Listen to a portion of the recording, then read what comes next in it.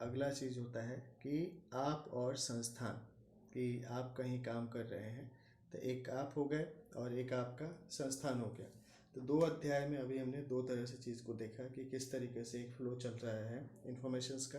तो आइए इनसे जुड़ी हुई चीज़ों को हम आगे चर्चा करते हैं। सत्र 3 है आप और कोई संस्थान, इनसे जुड़ी हुई बातों को लेकर के।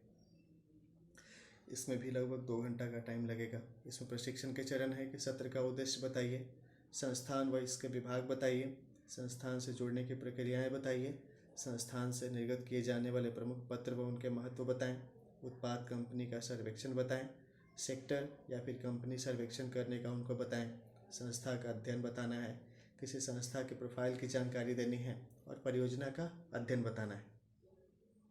सत्र का उद्देश्य बताते हैं। संस्था और इसके प्रकार को समझ पाएंगे, संस्थान के विभाग व इनके महत्वपूर्ण पदों की समझ बनाएंगे, संस्थान से जुड़ने की प्रक्रियाओं को समझ पाएंगे, संस्थान से निर्गत किए जाने वाले विभिन्न पत्रों के महत्व को समझ पाएंगे, अपनी अभिरुचि के उत्पादों को बनाने वाली कंपनियों की जानकारी ले पाएंगे, विविध सेक्टर की कंपनियों को समझ पाएंगे, संस्था का अध्ययन करना सीख पाएंगे, किसी भी संस्था के प्रोफाइल की समझ बना पाएंगे, परियोजना का अध्ययन करना सीख पाएंगे। अब इसमें बात होती है संस्था और इसके विभाग का अध्ययन करना। प्रतिभागियों को किसी भी संस्था व इसके प्रमुख विभाग की जानकारी देना है और विभिन्न विभाग के संपादन हेतु आवश्यक योग्यता को समझाना है। इसका विधि है मति मंथन और समूह कार्य। इसमें प्रशिक्षण के जो चरण हैं ऐसे हैं। पहला है किसी भी संस्था द्वारा मुख्यतः क्या क्या काम किया जा सकता है। तो लोग बताएंगे कि या तो किसी चीज़ को बना करके बेचते हैं या किसी तरीके का सेवा देते हैं। जैसे अस्पताल है, वहाँ पे आपको सेवा दी जाती है आपका स्वास्थ्य ठीक करने के लिए। किराना दुकान है, वहाँ पे सामान बेचा जाता है। तो दूसरा चीज़ आप उनको समझाएंगे, बिक्री और सेवा के बीच प्रमुख अंतर स्पष्ट करें। बिक्री क्या है, सेवा क्या है।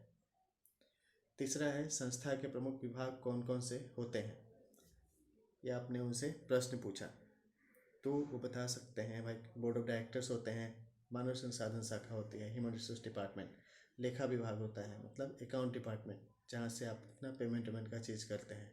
नेक्स्ट चौथा हो गया स्टोर, जहाँ पे चीज़ों को जमा किया जाता है। फिर है सामान्य प्रशासन, कौन आया कौन गया कैसा है, इन सारी चीज़ों को लेकर के। एक है उत्पादन शाखा, जहाँ पे उसका प्रोडक्शन किया जा रहा है। ऐसे ही और अलग अलग विंग हो सकते हैं। अब संस्था व इसके विभाग की जानकारी देंगे। तो संस्था क्या है, इसकी हमने अपनी व्याख्या की है। इसको सही रूप से संशोधित करके आप कर सकते हैं। जैसा कि मेरी समझ है मैं बताता हूँ। किसी विशेष उद्देश्य की पूर्ति हेतु संवैधानिक रूप से संगठित व संगठन समूह द्वारा निर्धारित नीतियों व कार्य प्रणालियों का अनुसरण कर रहे सामाजिक संगठन को संस्था कहते हैं। मतलब किसी विशेष उद्देश्य की पूर्ति है, वो संवैधानिक या मतलब ये जो विधिक रूप से है संगठित है, और संगठन समूह है, लोग वहाँ पे जुड़ के काम कर रहे हैं। उनकी स्पेशल अपनी नीति है और उनका प्रोसेस है कि ये काम ऐसे ऐसे करेंगे। इस तरीके के संगठन को हम संस्था कह सकते हैं। इसके प्रमुख विभाग क्या हो गए, बोर्ड ऑफ डायरेक्टर्स, मानव संसाधन शाखा, लेखा विभाग, स्टोर, सामान्य प्रशासन, उत्पादन शाखा। निष्कर्ष क्या है भाई, अब इनकी चर्चा करेंगे तो कि संस्था से संबंधित विभिन्न विभाग और पदों से संबंधित जानकारी रखने से प्रतिभागियों को अपनी योग्यता के अनुसार पद हेतु प्रतियोगिता परीक्षाओं की तैयारी अथवा साक्षात्कार में शामिल होने में सुविधा होती है। अब संस्था से जोड़ने की प्रक्रियाएं हैं।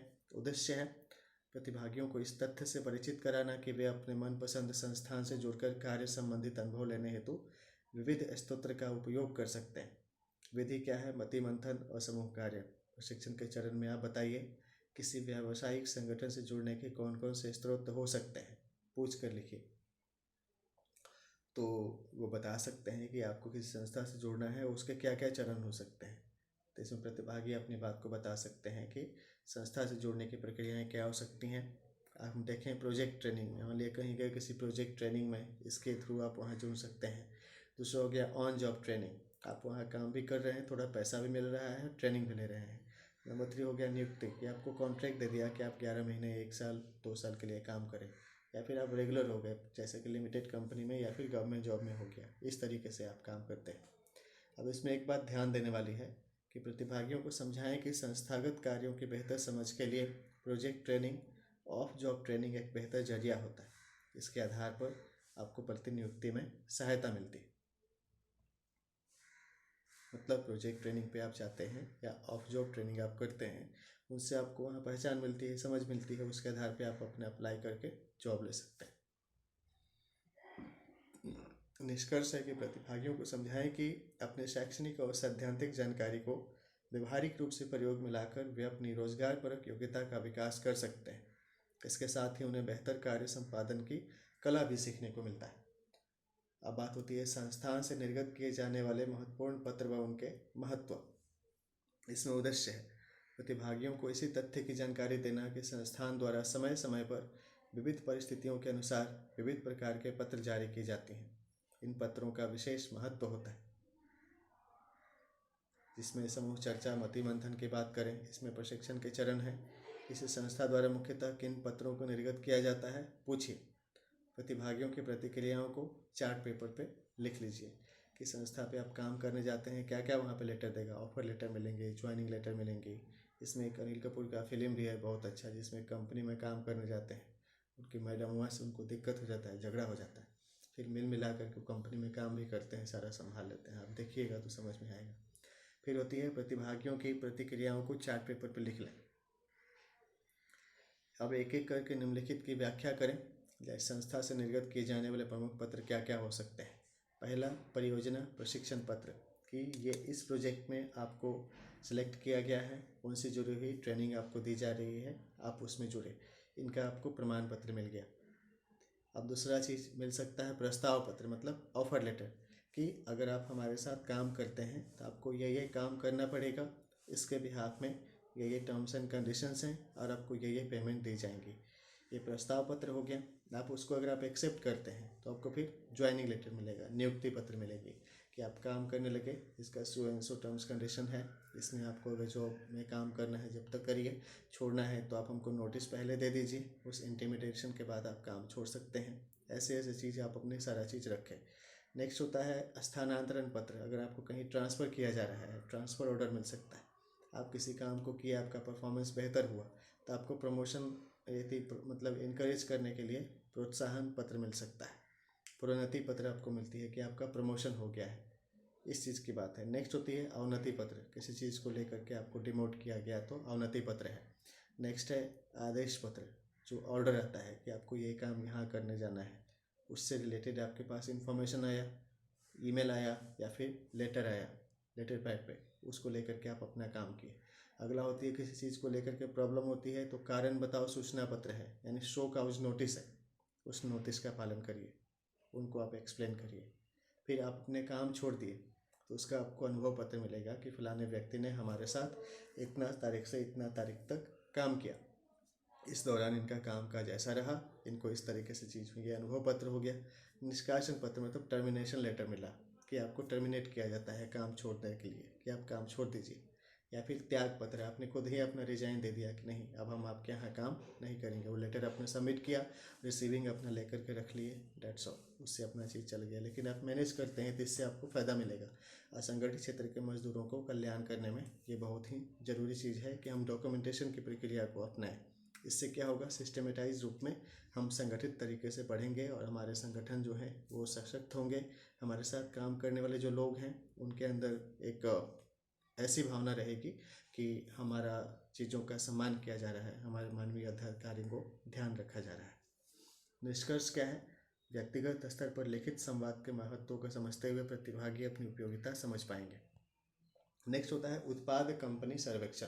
एक एक्सरसाइज है, प्रक्रिया है। इसका उद्देश्य है कि आप अगर देखिए कि आमतौर से इस्तेमाल में आने वाले विभिन्न उत्पाद, उनके उत्पादक ब्रांड और कंपनी के संदर्भ में सर्वेक्षण करने से प्रतिभागियों को विभिन्न कंपनी, उनके सेक्टर, पता, संपर्क सूत्र, ईमेल और वेबसाइट की जानकारी मिलती है। इसका अनुप्रयोग करके वे अपने योग्य जॉब की तलाश कर सकते हैं। हम अपने घर में ही देख लीजिए, सुबह नमक यूज करते हैं, टूथपेस्ट यूज करते हैं और जितना सारा सामान खाने पीने का यूज़ करते हैं। आप किराना दुकान पे खड़ा हो जाइए, उसमें आपको 50-100 कंपनी का तो जानकारी ऐसे ही मिल जाएगा, अलग अलग ये कंपनी। अब उनका आप जब जानकारी पढ़ते हैं कि कंपनी का यहाँ एड्रेस है, इसका ये कॉन्टैक्ट नंबर है, ये ईमेल है, तो आप अपना बायोडाटा वहाँ फॉरवर्ड कर सकते हैं, फिर उनसे संपर्क करके बात कर सकते हैं। इसका सामाजिक संपर्क व सर्वेक्षण एक प्रक्रिया है या फिर आप शहर में रह रहे हैं तो आप बाज़ार में निकल जाइए, देखिए कितना तरह का अलग अलग है। आप सबसे एक बार बात करिए, अपना बायोडाटा छाप करके सबको दे दीजिए कि जो जॉब लाइक है वैसा मिल सकता है। इसके प्रशिक्षण के चरण है, समझिए। प्रतिभागियों को समझाएं कि विविध निजी, सार्वजनिक व सरकारी क्षेत्र के संस्थानों को विविध उत्पाद व सेवा क्षेत्र के आधार पर उन्हें विभिन्न सेक्टरों में वर्गीकृत किया गया है। उन्हें प्रोडक्ट कंपनी सर्वेक्षण करने का उद्देश्य बताएं कि अगर आप प्रोडक्ट और कंपनी का सर्वेक्षण करते हैं तो आपका दायरा बढ़ेगा सोच का कि हाँ इसके बहुत सारे विकल्प हैं। आप डिस्करेज नहीं होइएगा। मान लीजिए कहीं काम करने की तलाश करने का आपको वहाँ सिलेक्शन नहीं हुआ, कोई नहीं, आप दूसरा जगह ट्राई कर सकते हैं। प्रतिभागियों को प्रपत्र समझाएं अलग अलग फॉर्मेट्स के बारे में। एक फॉर्मेट बना था, उसका नीचे डिटेल दिया गया होगा। अब उन्हें गृह कार्य के रूप में सर्वेक्षण कर आने को कहें। मान लिया 2 दिन का ट्रेनिंग है, 9 घंटा 10 घंटा का, तो 2 दिन में चल सकता है। 10 से 1 किए, फिर 2 से 4 कर लिए, पहला दिन हो गया, फिर दूसरा दिन ऐसे ही कर लिए, तो 1 दिन करके उनको एक्सरसाइज के दे दिए, दूसरा दिन करके आए। अब संकलित डेटा बैंक का अवलोकन कर उन्हें विभिन्न प्रोडक्ट के उपयोग में लाने के लिए लाते समय ग्राहकों की अभिरुचि को समझ पाएंगे, ऐसी बातों बताने का बात है। निष्कर्ष क्या है भाई? विभिन्न उत्पाद और उनसे जुड़ी कंपनी के बारे में सूचना संकलन करने व रिकॉर्ड मेंटेन करने से आपको जॉब तलाश करने में सहायता मिलेगी। जैसे सेक्टर कंपनी सर्वेक्षण का बात है, इसका उद्देश्य है प्रतिभागियों के अंदर आत्मविश्वास भरना कि यदि वह चाहें तो निजी क्षेत्र के विभिन्न सेक्टर में भी आप जॉब तलाश कर सकते हैं। विधि क्या है? अभ्यास व सर्वेक्षण है। प्रशिक्षण के चरण क्या है? प्रतिभागियों को बतावें कि वे रोजगार है तो निजी क्षेत्र में भी प्रयास कर सकते हैं। उन्हें सर्वेक्षण प्रपत्र से परिचित करें। सर्वेक्षण हेतु उन्हें प्रपत्र वितरित करें। सर्वेक्षण के उपरांत प्रपत्र संग्रहित कर उन्हें समझाएं कि आपने विभिन्न सेक्टर के सैकड़ों कंपनियों की जानकारी एकत्र की है। संतुलित प्रयास से आप अपना लक्ष्य हासिल कर सकते हैं। इसका एक फॉर्मेट है कि कंपनी का नाम, प्रोडक्ट का नाम लिखिए, कंपनी का नाम लिखिए, कंपनी का एड्रेस लिखिए, कॉन्टैक्ट नंबर लिखिए, ईमेल आईडी लिखिए। ऐसे ऐसे 10, 20, 30 का लिख करके लाना है, 40, 50 का, 2 फॉर्मेट में। पेज उनको प्रिंट आउट करके दे दीजिए, इससे उनको इसकी जानकारी मिलेंगी और वैसा कर सकेंगे। अब इसमें प्रस्तुतिकरण के बिंदु हैं कि आप उनको अगर प्रेजेंट करना चाहते हैं तो क्या क्या बता सकते हैं। कितने तरह के सेक्टर्स में काम हो रही हैं, जिसमें कुछ प्रमुख सेक्टर का यहाँ पे विवरण दिया गया है। जैसे एविएशन इंडस्ट्री है, मतलब हवाई, जितने सारी हवाई जहाज़ बनाने चलाने वाली कंपनी है, एयर इंडिया हो गया, इंडिगो हो गया, और भी जेट है, फिर और भी इससे बहुत सारी की कंपनियां हैं, उनका बात हो गया। दूसरा हो गया ऑटोमोबाइल्स कंपनी। ऑटोमोबाइल्स में बाइक बनाने वाली बहुत तरह की कंपनियां हैं, कार बनाने वाली बहुत तरह की कंपनियां हैं, और भी ऑटो हो गया, फिर ई रिक्शा बन गया। ऐसे ऐसे बहुत तरह की कंपनी है जो कि ऑटोमोबाइल्स भी बनाती हैं। बैंकिंग के भी बहुत तरह के अलग अलग कंपनी है। मान लीजिए 10 गो बैंक का नाम लिखना है, 10 गो बैंक का नाम लिखे तो पता चल गया कि बैंक, इस बैंक को छोड़ो उस बैंक में पकड़ लो, ऐसा कर लो, ऐसा कुछ कुछ उनको समझ बनेगा कि हाँ ऑप्शन है अवेलेबल। केमिकल्स कंपनी है, अलग अलग तरीके के प्रोडक्ट्स बनाने वाली, उनका जानकारी लिखने के लिए बोलिए। सीमेंट कंपनी का नाम लिखने के बोलिए। 4, 5, 10 हर तरह का कंपनी का नाम लिखना है। कंस्ट्रक्शन और रियल एस्टेट की बहुत तरह की कंपनी है, इनका डिटेल लिखने के लिए बोलिए। डेवलपमेंट कंपनीज हैं अलग अलग तरीके का। एजुकेशन का है, इलेक्ट्रॉनिक्स की कंपनियां हैं, एफएमसीजी प्रोडक्ट्स वाली बहुत सारी कंपनियां हैं जो food and marketing consumable goods को लेकर के प्रोड्यूस करती हैं, काम करती हैं, जिनका रिटेल आउटलेट चलता है, मार्केट चलता है। एग्रीकल्चर प्रोड्यूस की बहुत सारी कंपनियां हैं जो कि अच्छे अच्छे सीड्स बनाती हैं, या फिर जिनका अपना गार्डन चलता है, नर्सरी चलता है, वहाँ से पौधा लेकर के लोग बेचते हैं, खेती करते हैं। इंश्योरेंस की कंपनियां कई तरह की हैं, टाटा एजी हो गया, रिलायंस हो गया, बजाज एलियांज हो गया, ऐसे ही और भी बहुत तरह के हैं। फिर आईटी की बहुत तरह की सेक्टर की कंपनीज हैं। अगला जर्नलिज्म हो गया। जर्नलिज्म में 2-3, एक तो प्रिंट मीडिया हो गया, दूसरा डिजिटल मीडिया हो गया। प्रिंट मीडिया में पेपर छापने वाले 10, 15, 20 को उनको पेपर का नाम लिखने के लिए बोलिए। इस तरीके से मीडिया, एंटरटेनमेंट, एडवर्टीजमेंट कंपनी की बात करें तो हमारे लगभग 500 से ज़्यादा ऐसा न्यूज़ चैनल और सारा चीज़ चल रहा है, हज़ारों हो गया होगा। कहीं कहीं ट्राई करने पर जहाँ वैकेंसी होगा उनको मिल जाएगा। फिर मैनेजमेंट वाले काम करने वाले होते हैं अलग अलग। पावर डिस्ट्रीब्यूशन की कंपनीज हैं, अभी इसमें सोलर पावर वाला भी आ गया। फार्मास्यूटिकल्स की कंपनीज हैं जो कि दवाइयाँ निर्माण और डेवलपमेंट के काम करते हैं। पेट्रोकेमिकल्स की कंपनीज हैं, रिटेल की कंपनीज हैं, टेक्सटाइल हैं जो कपड़ा बनाने वाले काम करती हैं, बेचने वाले काम करती हैं। टेलीकॉम इंडस्ट्रीज हैं अलग अलग, टाटा हो गया, इसमें जियो हो गया, अभी ये एयरटेल हो गया, आइडिया है, और भी बहुत सारे का कंपनी है। फिर MLM कंपनीज है, मल्टी लेवल मार्केटिंग वाले, इसमें भी लोग काम करते हैं। फिर इस तरीके से हेल्थ सेक्टर वाली हो गई, और फिर कुछ वेस्ट मैनेजमेंट की भी कंपनीज हैं जो कि काम करती हैं। इसमें जिनको जहाँ जहाँ जैसा एम्प्लॉयमेंट अपॉर्चुनिटीज़ है वो वहाँ पे ज्वाइन करें, उस हिसाब से उनका अपना डेवलपमेंट हो सकता है। इसमें कुछ विचारणीय तथ्य हैं कि निजी क्षेत्र की कंपनी की भारतीय अर्थव्यवस्था में क्या स्थान है। भारतीय या फिर आपका जो देश है, आप अपने देश के अनुसार से सोच सकते हैं कि आपके देश की जो निजी क्षेत्र की कंपनी है उनकी आपकी अर्थव्यवस्था में क्या स्थान है, क्या महत्व है। इनसे जुड़ी हुई स्टैटिस्टिक्स को देखते हैं, समझते हैं, पढ़ते हैं, एक वो चर्चा की बात हो गई।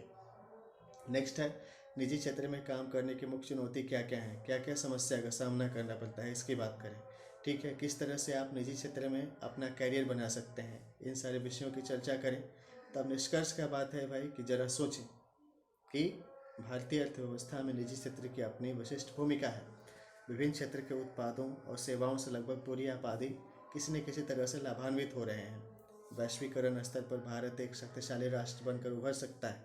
अतः उपनिवेशवाद न सही, उपभोक्तावाद आधारित औद्योगिक क्रांति में सक्रिय सहभागिता हेतु आप खोज व अनुसंधान आधारित उत्कृष्ट उत्पाद अथवा सेवा देने वाली संस्थानों से जुड़कर या संस्था खोलकर भारत के विकास में अपनी दमदार भूमिका निभा सकते हैं।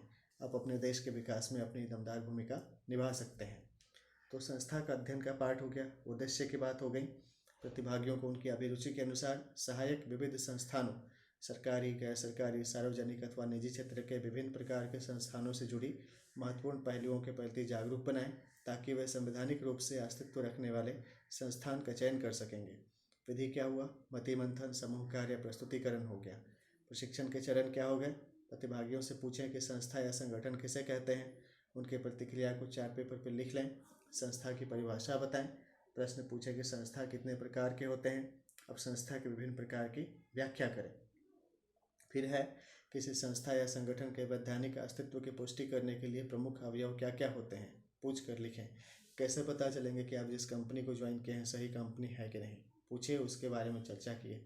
फिर है संस्था का संक्षिप्त परिचय के विभिन्न घटक की व्याख्या किए। अब किसी संस्था के प्रोफाइल की प्रस्तुतिकरण देने की बात हो गई। संस्था, अपना कंपनी प्रोफाइल, इनसे जुड़ी हुई जानकारी की बात है। प्रस्तुतिकरण के बिंदु हैं, संस्था या संगठन के बारे में बताइए, संस्था के प्रकार बताइए, संस्था या प्रोफाइल के विभिन्न अवयव और उनका महत्व बताइए, संस्था का प्रोफाइल बता दिए। अब निष्कर्ष है, उपरोक्त अभ्यास व प्रस्तुतिकरण से प्रतिभागियों को संस्था अध्ययन के विभिन्न आयामों से परिचित होने में उन्हें मदद मिलेंगी। वे अपनी अभिरुचि के अनुसार संस्था का चयन कर पाएंगे।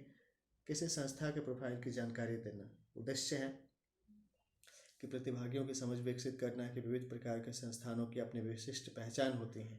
वे किसी विशेष प्रकार के कार्यों का ही संपादन करने के लिए सरकार से निबंधित होते हैं कि आप इसी तरीके का काम करते हैं, आपको इसी का रजिस्ट्रेशन दिया गया है। इसका विधि क्या है, प्रस्तुतिकरण है। प्रशिक्षण के चरण है, किसी भी वैज्ञानिक संस्था से संबंधित महत्वपूर्ण जानकारी को उन्हें बताएं।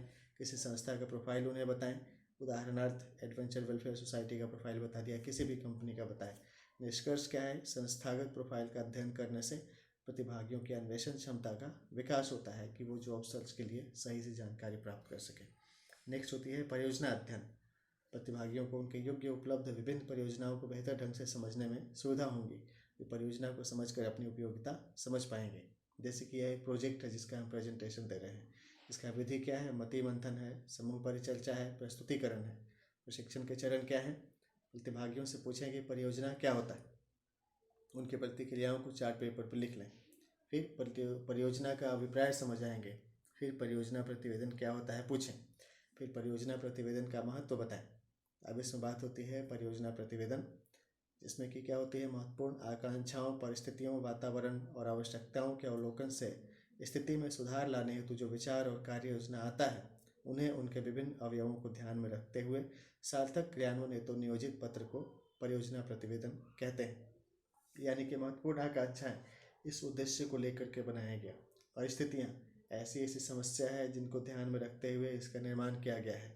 वातावरण, मतलब इसका ऐसा परिस्थिति है वहाँ का आसपास का जहाँ पे काम करने हैं। अब आवश्यकता, इस प्रोजेक्ट के लिए ये चीज़ की ज़रूरत होंगी, इन सारे चीज़ों को एक साथ डॉक्यूमेंट किया गया। वो जो थाउट्स हैं, अब उसके बाद इस ऑब्जेक्टिव को पूरा करने के लिए क्या कार्य योजना है, एक्शन प्लान है, उनको भी लिखा रहता है। उनके विभिन्न अवयवों को ध्यान में रखते हुए सार्थक क्रियान्वयन हेतु जो नियोजित पत्र है, इसको परियोजना प्रतिवेदन कहते हैं। फिर परियोजना प्रतिवेदन के विभिन्न अवयवों की व्याख्या करें। परियोजना प्रतिवेदन के विभिन्न प्रकार का वर्णन करें। किसी विशेष परियोजना प्रतिवेदन पर प्रस्तुतिकरण दें। उदाहरण के लिए वरदान परियोजना का प्रस्तुतिकरण दें, जो कि वरदान केंद्र का हमारा उस चीज़ पे हमने अपलोड किया है, आप ऐसा बता सकते हैं। अब विचारणीय तथ्य है कि क्या नौकरी की रिक्तियों का विज्ञापन एक परियोजना है? कैसे? मान लिया जॉब एम्प्लॉयमेंट का कोई अगर आता है वैसा चीज़, उसको एक विज्ञापन को हम एक परियोजना कह सकते हैं कि नहीं? कहेंगे, क्योंकि उसमें लिखा होता है ये काम करने के लिए हमें आदमी चाहिए, जिनको हम ये पेमेंट देंगे, वो ये काम करेंगे। अब उसके लिए लेकर के ऑफिस लेवल पे बनाया होता है कि उनसे क्या क्या काम कैसे कैसे करवाना है। फिर है निविदा आमंत्रण परियोजना का प्रकार है, सही या गलत। जैसे आप पेपर में पढ़ते हैं तो देखते हैं बहुत सारा कि यहाँ यहाँ आपको अपना प्रोजेक्ट सबमिट कर सकते हैं। इस तरीके की जो कॉन्ट्रैक्ट का जो चीज़ होता है वो भी एक प्रकार है। तीसरा है परियोजना प्रतिवेदन कब, क्यों, कैसे और कहाँ और कौन बनाते हैं, एक इनसे जुड़ी हुई बात हो गई। अगला हो गया, क्या आपके पास कोई परियोजना युक्ति या विचार आइडिया है? मान लिया आप कोई चीज़ करना चाहते हैं, उसके बारे में बताने की बात हो गई। अब है अपने आइडिया को परियोजना प्रतिवेदन के रूप में लिपिबद्ध करें। आपका जो आइडिया है उसको आप डॉक्यूमेंट करें और उसको उस हिसाब से प्रेजेंट करें, ये इनसे जुड़ी हुई बात होगी। इसका एक सैम्पल चीज़ है। नेक्स्ट सत्र होती है पहल की बात है। अब इस सत्र को हम आगे देखेंगे कि पहल क्या और कैसे किया जाए।